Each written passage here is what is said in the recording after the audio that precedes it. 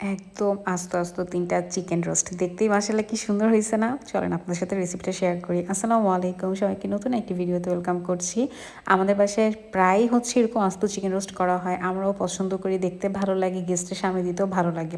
তো এইজন্য ১ম এ হচ্ছে চিকেনগুলোকে ভেজে নিব। পাকিস্তানি মুরগি নেওয়া হয়েছিল ৩টা। হলুদ, মরিচ, লবণ দিয়ে ভালো করে মেখে রাখছিলাম। তারপর ভেজে নিচ্ছি। ভাজাটা একটু কড়া করেই ভাজবো, মানে একদম অল্প ভাজা হবে না, তাহলে খুলে খুলে আসবে। এইজন্য হচ্ছে ৩টাকেই একদম ভালো করে লাল লাল করে ভেজে নিচ্ছি। তো ভাজাটা দেখেই বুঝতে পারছেন কেমন ভেজে নিছি। এরপর আমি এখানে মশলাটা রেডি করব। প্রথমে দিয়ে দিলাম টক দই। টক দইটা হচ্ছে আমি একটু দুধ আর হচ্ছে লেবু দিয়ে মেক করে নিছি। তারপর মানে গরম দুধের মধ্যে লেবু দিলে দেখবেন এরকম ছানা কেটে যাবে, ওইটাই টক দই হিসেবে ইউজ করা যায় যদি বাসায় অ্যাভেলেবেল না থাকে। তারপর পেঁয়াজ বাটা দিয়ে দিলাম, রসুন বাটা, আদা বাটা দিয়ে দিলাম, এখানে রোস্টের মশলা দিয়ে দিলাম। যেহেতু হচ্ছে 3টা চিকেন, এখানে প্রায় 2 কেজির মতো, 2.5 কেজির মতো চিকেন ছিল, ওই পরিমাণে আমি মানে মশলাগুলো দিয়ে দিলাম। এরপর দিয়ে দিলাম মরিচের গুঁড়া, ধনে গুঁড়া, জিরা গুঁড়া, তারপর পরিমাণ মতো লবণ। সব কিছু দিয়ে ভালো করে এখন হচ্ছে মশলাটাকে আমি মিক্স করে নেব। একটু পানি দিছিলাম যাতে মশলাটা ভালো করে মিক্সড হয়ে যায়।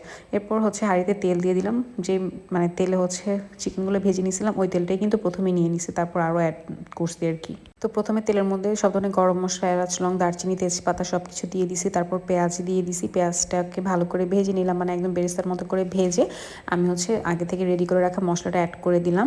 তারপর একটু পানি দিয়ে মশলাটাকে ভালো করে কষিয়ে নিব। মশলাটা একদম ভালো করে কষানো লাগবে, কিন্তু এই জন্য আরেকবার পানি দিয়ে ভালো করে কষিয়ে নিলাম। এখানে আমি একটু বাদাম নিয়ে নিছি।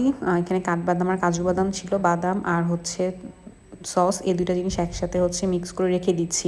রোস্ট রান্নার সময় যদি এরকম মানে ছোটো ছোটো জিনিসগুলো মিক্স করে রাখেন তাহলে হচ্ছে রান্না করাটা ইজি হয়।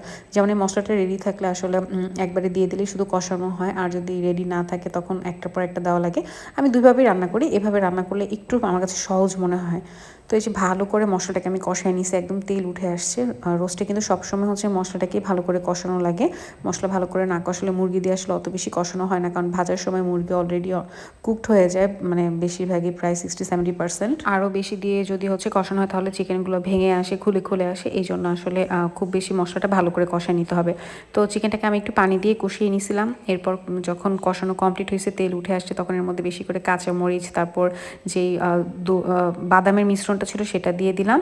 এরপর ভালো করে একটু কষিয়ে নেড়ে চেড়ে এর মধ্যে হচ্ছে লিকুইড দুধটা ইউজ করে দিলাম। এটাকে এখন শুকায় নিব ঝোলটা, মানে আমি পানি দিয়ে অল্প একটু কষাইছি, তারপর একবার হচ্ছে লিকুইড দুধ ঝোল হিসেবে দিয়ে দিচ্ছি।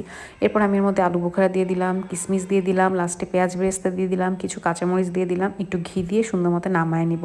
এই রোস্টটা অনেক বেশি মজা লাগে, আর আমরা একটু ঝালের পরিমাণটা এখানে বেশি রাখছি, এই জন্য দেখতে এরকম রেড রেড হয়েছে।